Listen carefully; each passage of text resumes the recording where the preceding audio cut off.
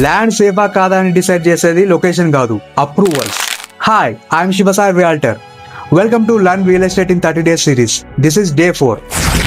First ఒక క్లారిటీకి, హైదరాబాద్ అనేది ఒక సిటీ కాదు. డిఫరెంట్ ఏరియాస్ కి డిఫరెంట్ టైప్ ఆఫ్ అథారిటీస్ ఉంటాయి. First one GHMC. జిహెచ్ఎంసి అంటే గ్రేటర్ హైదరాబాద్ మున్సిపల్ కార్పొరేషన్. ఇది మెయిన్ కోర్ ఏరియా. ఈ ఏరియాలో fully developed and fully saturated.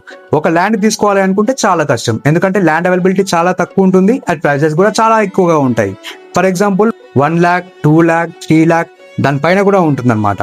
And ఈ జిహెచ్ఎంసి ఏరియా తర్వాత వచ్చే ల్యాండ్ ఏదైతే ఉందో అది హెచ్ఎండి లిమిట్స్ కిందకి వస్తుంది.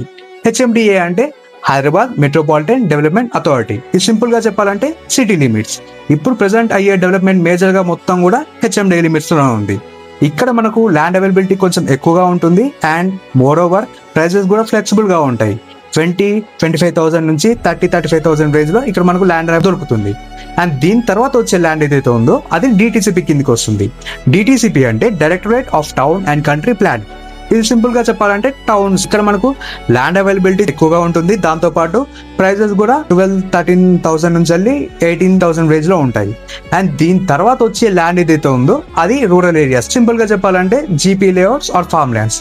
ఇక్కడ మనకు ల్యాండ్ అవైలబిలిటీ అనేది చాలా ఎక్కువగా ఉంటుంది అండ్ దీనికి ఎటువంటి అప్రూవల్స్ ఉండవు. అండ్ ప్రైస్ రేంజ్ కూడా ఒక 8-10,000 నుంచి వెళ్ళి 12-13,000 రేంజ్ లో వచ్చేస్తుంది అనమాట.